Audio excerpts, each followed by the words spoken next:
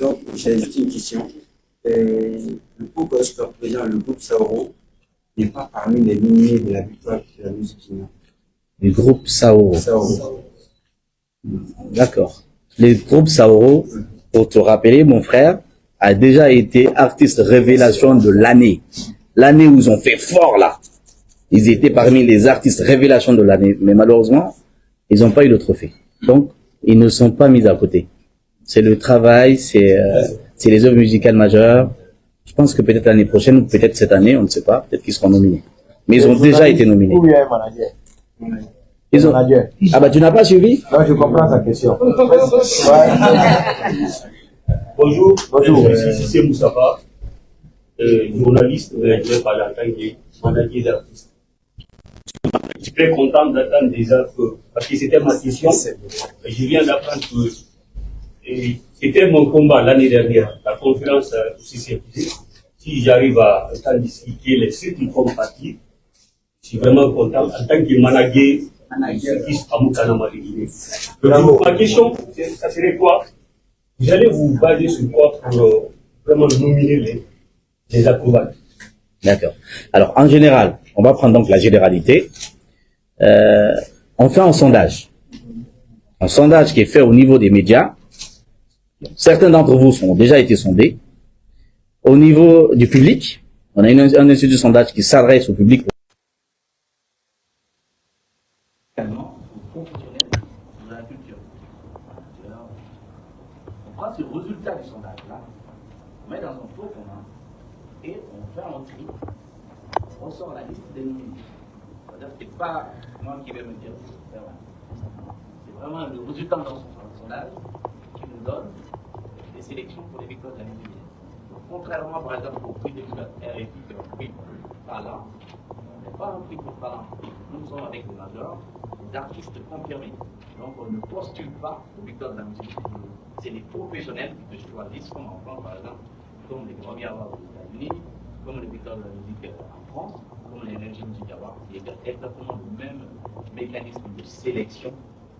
C'est pour ça qu'on donne des conditions qui à chaque fois pour rappeler aux gens que c'est vraiment professionnel et la base essentielle pour faire une œuvre majeure. On ne fait pas une œuvre majeure dans l'année, c'est pas évident que tout se passe. Satisfait? Non, vraiment, c'est une victoire.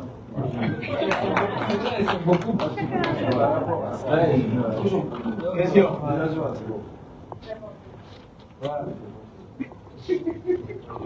Question. Moi, c'est par rapport à. C'est quoi l'innovation de cette année? Qui est bon, je ne sais pas, il y a certains bases, administrateurs culturels, organisateurs d'événements. Ma question, c'est quoi? C'est par rapport à l'innovation de l'année côté spectacle. Parce qu'on vend l'événement, on ne vend pas le côté entertainment. Moi, c'est ça qui m'intéresse beaucoup. C'est quoi l'innovation? Comment sortir les plans, comment les artistes vont sortir, qu'est-ce qui va détenir les gens à venir demain? C'est une très belle question au départ. L'année dernière, j'étais déjà à la régie. Cette année encore, ce sera à la régie, Inch'Allah. Et il va y avoir du lourd cette année. Cette année, franchement, on a déjà repéré un directeur artistique.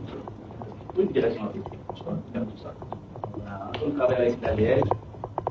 Et le de ce coup-là, le spectacle d'ouverture, c'est l'AGS qui va faire.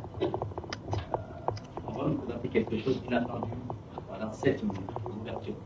Toute première scène. Et le reste, franchement, on va transformer le spectacle. Cette année, Inch'Allah, avec votre aide, on va encore faire mieux. Franchement, on y travaille. L'objectif pour moi, en fait, si les gens pouvaient comprendre, en fait, tous les acteurs culturels venus, tu as une compétence, tu viens sur cet événement, tu nous démontres, en fait, que ça, on va faire mieux. Et nous, on ouvre la porte à tout le monde est sollicité. Et on travaille ensemble, on fait en sorte que vraiment, une victoire de la musique vienne, une vraie victoire, une cérémonie à la hauteur de ce que font les gens. Par exemple, je ne vais pas se faire de publicité, mais le Foubi ne fait pas mieux que nous. Techniquement, sur la sélection, sur le déroulement, non. Là où ils nous surpassent, parce qu'ils ont des moyens. Nous, on n'a pas les moyens, parce qu'on n'a même pas de salle, grande salle de production. Ils vont aller eux aux élites, là, aux élites d'Abidjan, pas des expositions d'Abidjan. l'a pas. On n'a pas la logistique nécessaire pour vraiment faire un gros. Nous, on aura ça nous aussi. Il faut se présenter comme eux. On peut même exporter totalement une direction artistique, une logistique pour venir travailler sur l'événement. Regardez l'hôtel Kaloum, regardez le palais du Peuple, regardez un peu qu'est-ce qu'on peut avoir. Donc avec ces moyens-là, on y va quand même, parce qu'on a aussi des répondants, on a quand même des gens ici aujourd'hui qui sont professionnels, qui ont décidé, qui peuvent nous monter un très bon spectacle. Donc, ça va être vraiment quelque chose de nouveau. Bien, question. Bonjour, je suis Mohamed Silla Ma question était de savoir, félicitations, je trouve que vous êtes contente après les 5 bonnes années pour la deuxième édition. Félicitations pour avoir tenu. Je vois Amafou Guinée comme partenaire. Est-ce que le grand gagnant de l'histoire de la musique guinéenne peut s'attendre aussi à une maison, à une télé? Là, tout le monde est déjà de la question, parce que c'est un clocher et tout.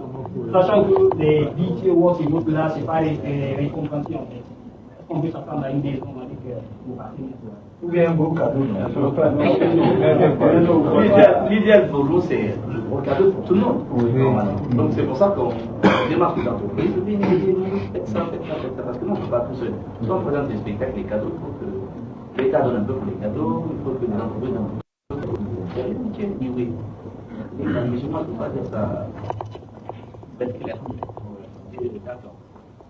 D'accord. Au moins, le Calica l'a réussi. Ça va s'appeler Calica. Calica, il y a un monsieur, PDG, qui fait un gros cadeau. Est-ce que tu peux appeler monsieur, il fait des choses devant l'école. Et il a annoncé à ce jour, promesse. Donc, on est sur les démarches pour que vraiment la promesse soit effective. C'est ce qu'on peut dire par rapport à ça. Félicitations. Bonjour, moi c'est Mandé Karaman, je suis prêtre des jeunes paroles. Félicitations pour cet événement qui réunit les professionnels de la musique pour célébrer leur métier. En fait, ma question est de savoir pourquoi aujourd'hui nous constatons qu'il y a des jeunes talents qui déchirent plus que même ceux qui sont sur le marché. Est-ce qu'ils ont une place dans la victoire de la musique guinéenne? Par exemple, vous parlez des nouvelles révélations. Est-ce que les jeunes talents ont leur place dans la victoire? Merci. Ils ont une très grande place. Et cette année encore, c'est pas la catégorie la plus sérieuse. Ça va être une des catégories la plus sérieuse parce qu'il y a des têtes d'affiches nouvelles en révélation cette année-là. Et ça va être une concurrence entre musique urbaine et musique populaire. Je ne sais pas si vous écoutez un peu. Il y a d'artistes cette année qui sortent de nulle part. On a fait des qui vont sur la catégorie révélation. Donc, pour la chérie, tu n'es pas forcément obligé d'être aimé pour être conservé dans la musique. C'est pourquoi il y a un savant qui existe. C'est là, si vous donnez un peu l'essence de la chose. La formation, elle est capitale. Bon, comme tu l'as dit tout à l'heure, effectivement, pour reprendre les mots de Boubacar, c'est vraiment la plus grande cérémonie de distinction sur les réseaux sociaux. Aboubakar Mamadou Kamara, monsieur Aboubakar Mamadou Kamara, c'est la plus grande cérémonie de distinction. C'est nous d'ailleurs, depuis 3 ans, les victoires ont 6 ans, depuis 3 ans, il y a cet espace, ce forum qui a été mis en place pour effectivement réunir l'ensemble des acteurs de l'écosystème. On mettait beaucoup plus l'accent sur les créateurs, c'est-à-dire les artistes, lors de la cérémonie. Le travail de cet écosystème, de cette filière musicale est fondamentalement axé sur les créateurs, sur les artistes. Mais autour de ces artistes, il y a beaucoup de personnes, beaucoup d'acteurs qui font énormément beaucoup de choses. D'où la nécessité, déjà, nous avons une semaine de formation, de renforcement de capacité. Après, c'est venu à un forum et depuis l'année passée, nous avons mis ce salon de la musique guinéenne.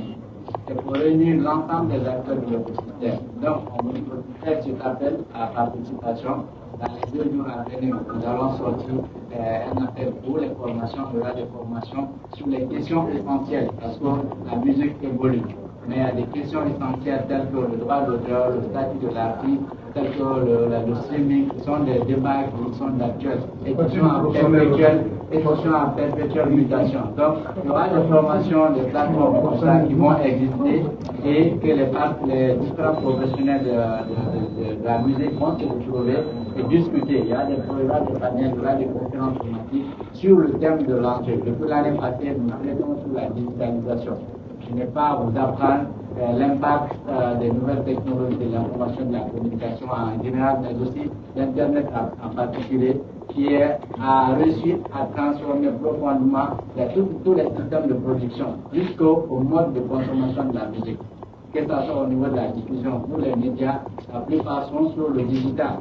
Tout à l'heure, cette conférence est reliée en direct. Donc, les spectacles, la production, tout ce qui est sur la chaîne de valeur musicale est en train d'être transformé. Donc, notre pays ne doit pas rester en marge de cette transformation digitale. Donc, nous invitons tous les professionnels qui sont là, d'abord vous les médias, à vous intéresser à ce salon. Il y aura 3 jours de salon, comme a dit la science. Toutes les activités vont se dérouler du côté du site FG, l'activité du 19. Donc, de 9h à 13h, vous aurez des formations sur les différentes thématiques, mais aussi des panels de discussion. Donc, on aura besoin de la contribution, de la participation de chacun. Chacun peut apporter un peu. On parle tantôt du défi qu'il a soulevé tout à l'heure, même le financement de cette filière. Donc, venez, vous avez des apports de solutions, vous avez des contributions enrichissantes, venez partager vos expériences pour qu'ensemble nous transformons vraiment cet écosystème, cette filière musicale, pour aller vers l'excellence tel que demandé par Elitecom. Nous sommes très fiers d'être partenaires privilégiés de ce volet d'activité qui a le salon. C'est facile pour nous de dire tel spectacle n'est pas bon, tel œuvre n'est pas bon. Mais on se passe sur ce point, on dit que ce n'est pas bon. Donc je pense que si votre programme de formation n'est pas bon, même si c'est une journée de discussion ou des heures de discussion, si merci à Ali pour avoir souligné ce point-là. Si vous permettez, chaque année, on fait ce qu'on appelle la formation en référence culturelle. Samba, qui fait partie du micro, qui est également président du LUJAKI, Union des journalistes en agriculture de Guinée, lancer quelque chose. Chaque fois, on fait des formations gratuites pour des références culturelles, pour montrer aux journalistes comment est-ce qu'il faut traiter des informations culturelles. Parce que l'information culturelle diffère de l'information générale. Donc on donne ces formations à chaque année. Mais cette année, spécifiquement, on a quelque chose de nouveau. En fait, cette année-ci, si les mois nous permettent, si Dieu veut, on a 2 personnes ressources qui vont venir de France, qui sont des journalistes depuis plus de 20 ans, qui sont également attachés de presse et qui sont programmateurs, parce que on appelle programmateurs ceux qui font la diffusion dans les radios et les médias. Donc il y a Mathieu Richard, de Radio Nova, qui est une des plus grandes radios en France, qui sera là. Également, il y a Mathieu Gillard, qui a créé ce qu'on appelle le groupe Black Voice, qui est journaliste conférencier à l'université de Lyon. L'autre est journaliste conférencier à l'université de Besançon. Tous ces deux-là, si on a leur transport sur leur réseau, ils seront là pour vous outiller. Ils ont toutes les billes pour vous former en chargé de presse. Et ils ont un carnet d'adresses. Et Inch'Allah, s'ils sont là, ça va encore. merci. Question. Une question. Non, si tu as compris que c'est un autre question. Oui, vas-y. Ok. Oh ouais. Mikini va boucler la boucle. C'est mieux comme ça. Ok, je suis Saint-Robert Kounoudon du site Média Guinée. Alors moi, ma question va un peu au niveau de la visibilité des artistes guinéens, c'est-à-dire au-delà de nos frontières. Parce que souvent on a ce souci-là. Déjà, au-delà de votre collaboration avec certaines agences ici, telles que l'agence guinéenne de spectacle, est-ce qu'il y a aujourd'hui des projets ou des initiatives allant dans ce sens vers le monde extérieur pour davantage renforcer cette visibilité des artistes à l'interne, au-delà de nos frontières? Cette année, ce que nous offrons aussi, que je n'ai pas dit, aux lauréats, nous offrons une tournée média gratuite à tous les lauréats. C'est-à-dire qu'une fois qu'on a la liste des gagnants, Nous, on va se battre pour faire des dossiers pour qu'ils puissent faire une tournée média en France. Rencontrer tout le pôle culturel de France régulièrement, tous les groupes, rencontrés par exemple Skyrock, rencontrés par exemple Black, tout ce qui est média culture afro et africaine en France. On va faire en sorte que les lauréats puissent y aller pour se présenter, pour faire leur publicité. Et pour voyager, ils pourront vite après. On va se battre, on va faire des dossiers. Et ceux qui pourront se déplacer, on va les accompagner gratuitement pour faire leur tournée média. Et il est comme qui va faire ça pour les lauréats. Ça, c'est une contribution qu'on a fait. Et cette année, on le promet de faire tous les aspects. Question?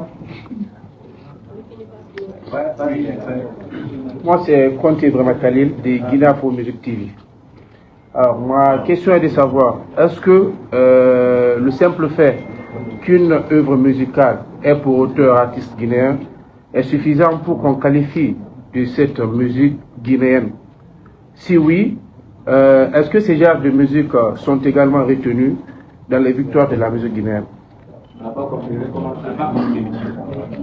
Est-ce que le simple fait qu'une musique est pour auteur artiste guinéen est suffisant pour qu'on qualifie cette musique de musique guinéenne?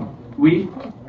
Je te donne un simple exemple. Le Père Bonheur, l'artiste le plus titré en Afrique, au monde, 17 disques d'or. C'est qui? C'est qui? N'ayez pas. Mori Kanté est l'artiste africain le plus titré au monde. 17 disques d'or. C'est 18 même. 18 disques d'or. La musique, elle est guinéenne ou elle est française? Guinéenne. Voilà. Donc ça répond à ta question. Non, il a produit en France. Non. Il a produit en France. Ses musiciens en partie sont de nationalité étrangère. Il fait intervenir des instruments étrangers qui fusionnent avec d'autres cultures. Mais l'identité culturelle valable, c'est notre culture. Mori Kanté revendique quelle culture? C'est la culture guinéenne. Même s'il fait du zouk, il va revendiquer la culture guinéenne. C'est pour ça que Fodé Barreau se fait l'afro-zouk. Satisfait? Non, pas encore, hein, parce que là... On ne peut pas dire par exemple, Fodé Barreau, tu fais du zouk, tu ne sors pas Tu sélectionné. peux me donner un exemple pour moi, téléphone, concrètement? Non, exemple avec Mori Kanté, vous-même vous avez dit, il y a une touche de la culture guinéenne dedans, n'est-ce pas? Oui. Voilà, j'ai dit le simple fait, voilà, qu'une musique est pour auteur artiste guinéen, sans que l'artiste là, pour être précis, n'associe aucune valeur culturelle guinéenne. Est-ce que ce simple fait là, cette musique là, est-ce qu'on peut qualifier cette musique de musique guinéenne? Ça dépend de la nation. La musique guinéenne en général a ses propres caractéristiques. Ça, il faut qu'on soit clair là-dessus. Notre musique a son identité qui est différente de la musique sénégalaise, qui est différente de la musique ivoirienne. Donc nous avons nos propres valeurs. Donc un créateur ou un auteur qui veut créer son œuvre musicale, s'il s'inscrit dans cette logique, tout en respectant nos identités, nos valeurs, qu'ils soient chinois, qu'ils soient japonais, et que ces valeurs-là sont représentées dans sa création, on parle de l'art de la musique guinéenne. Ça, c'est un premier aspect qu'il faudra comprendre. Donc, si cet artiste dont il fait allusion, s'il respecte toutes ces valeurs-là, et qu'on retrouve le folklore guinéen, on retrouve nos valeurs dans sa création, là, la musique est authentique, elle est guinéenne. Mais si la musique est assimilée à d'autres réalités, comme on est dans un monde ouvert, dans un village planétaire, la musique guinéenne également se nourrit d'autres musiques. Le reggae, le R&B, il y a beaucoup d'autres genres musicaux qui sont là. On parle de rap, du trap, il y a tout les petits d'avant actuellement, les drills. Donc il y a aussi des genres musicaux qui naissent, comme je l'ai tantôt dit, la musique est en perpétuel mouvement, mutation. Donc notre identité aussi doit se nourrir, profiter de cette évolution au niveau mondial, se nourrir de ça, sans pour autant braver nos valeurs. Là, il faut faire la différence. Malheureusement, si on fait du coupé-décalé, ce n'est pas de la musique guinéenne. On a des artistes guinéens qui font du coupé-décalé, mais ce n'est pas de la musique guinéenne. Ça, je suis désolé. Donc, si on comprend ces nuances, donc il faut se situer dans la mutation non seulement, mais aussi tenir compte de tout ce que nous avons comme valeur potentielle, comme valeur ici, et pour dire que voici la musique guinéenne, telle est la musique guinéenne, et telle n'est pas la musique guinéenne. Je veux juste ajouter, par exemple, un artiste est satisfait. Moi, je suis satisfait. Oui, un artiste, par exemple, peut faire du coupé-décalé et revendiquer une identité culturelle guinéenne. C'est possible. Parce que la musique, ça va être l'art de la scène, ça va être la création. Tu peux des exemples, il y en a, pas ici. Question. Question.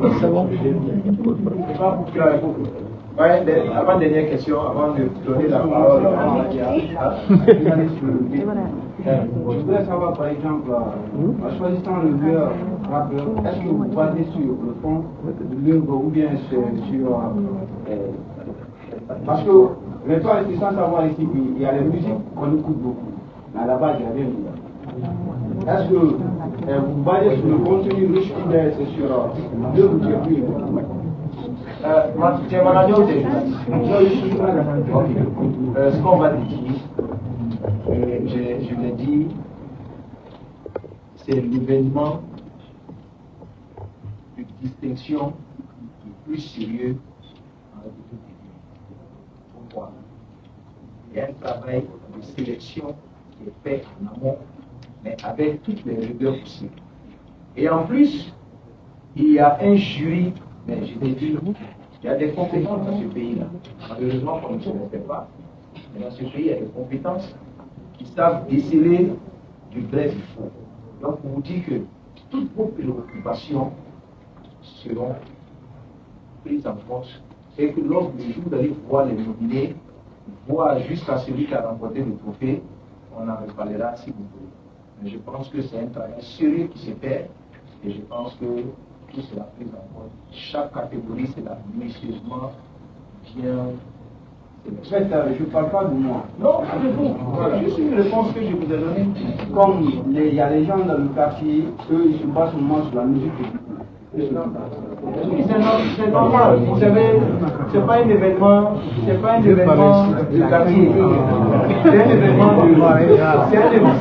un événement de professionnel, où les professionnels de la musique se retrouvent, les anciens, les secteurs,